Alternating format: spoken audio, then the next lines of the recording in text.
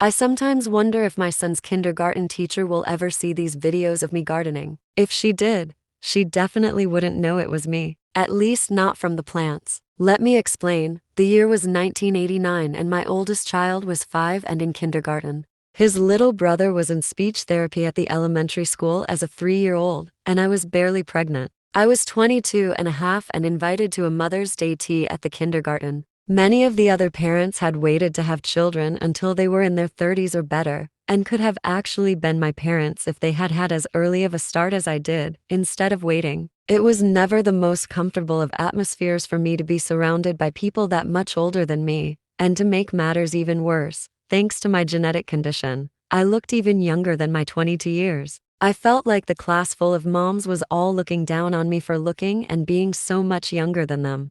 And being the butt of the joke was never my favorite place. No one had a clue about autism in 1989, especially in parents presenting female. So when my oldest son's kindergarten teacher just had to tell a funny story about something my son had said while they were preparing for the Mother's Day tea, my heart began to race and my palms began to sweat. I had just gotten engaged, and we had a new person in our little apartment, and I didn't know what he might have seen or heard. The teacher began the story by explaining they were getting ready to plant the sunflower seeds in the paper cups to grow a little plant to be given during the celebration. The teacher held up one of the plants, grown up about 3 inches, in a paper cup to illustrate her point. Then she began to giggle.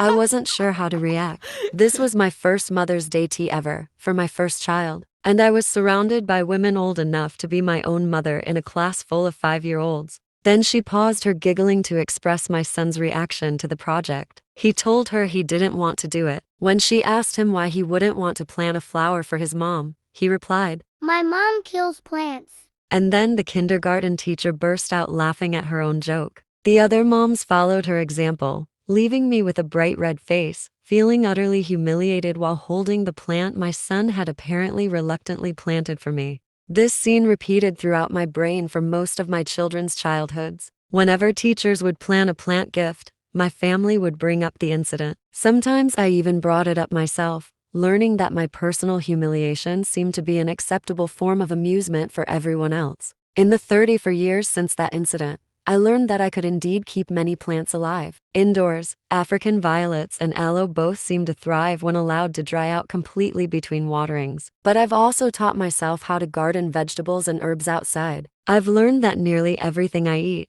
that is a plant, I can grow, and it will taste better than anything I could ever buy. I've also learned that my odd ADHD brain has difficulty remembering plants exist and need to be taken care of, unless they are within my eye line. I've learned that my distractibility as a young mom does not define the gardener that I am as a grandma.